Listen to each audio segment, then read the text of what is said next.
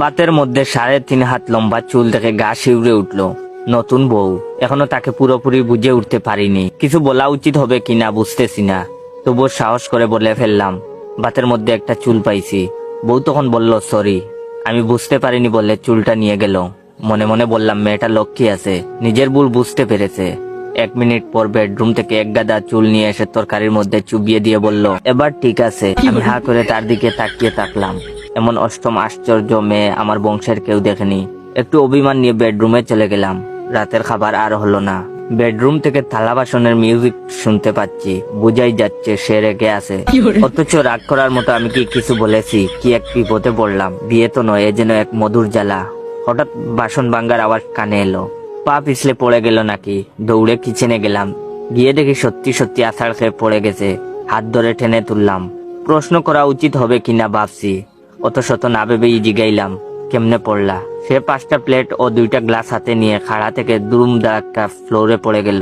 সব প্লেট ভেঙে চুড়ে গুঁড়ো হয়ে গেল। সে লজ্জিত স্বরে বলল, এভাবে পড়ে গিয়েছিলাম। আপনি না বুঝলে স্লো মোশনে আরেকবার পড়ি দেন, আরো 5টা প্লেট দেন।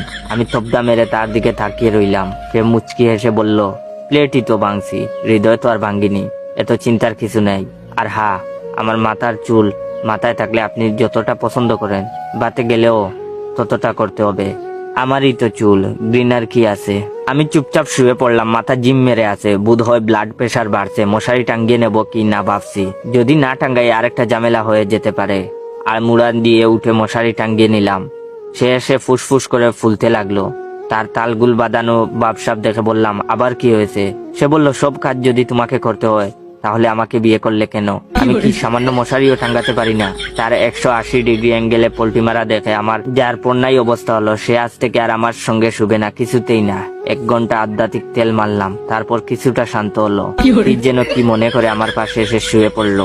পরের দিন সকাল 7টায় আমার ঘুম ভাঙলো। একটু পরে রেডি হব, অফিসে যাব। নাস্তার কথা বউকে বলবো কিনা ভাবছি। সে দেখি বড় ভাবির ছোট পুলাকে স্কুলে যাওয়ার জন্য রেডি করে দিচ্ছে। বাহ, কি সুন্দর দৃশ্য! কত না লক্ষ্মী বউ আমার, হুদাই তাকে ভুল বুঝি। বউয়ের কাছে গিয়ে দেখি পুলাটায় চোখ বুঝে কাঁদছে। সেও হাঁটু গেড়ে কি যেন কি করছে। আমি বললাম, কি সমস্যা, ও কাঁদছে কেন? বউ আমার আমতা আমতা করে বলল, ইয়ে না মানে প্যান্টের চেইনে তার ইয়েটা আটকে গেছে। আমিও মুখ ফসকে বলে ফেললাম, কিভাবে?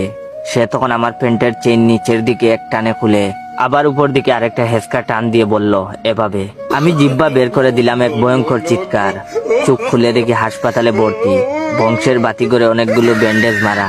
অসহ্য ব্যথায় কাতরাচ্ছি। একটু আগে আমার শ্রদ্ধেয় ওস্তাদ ডক্টর কবজে হুদা আমাকে দেখতে এসেছেন। মনের দুঃখে ওস্তাদকে জড়িয়ে ধরে অনেকক্ষণ কাঁদলাম।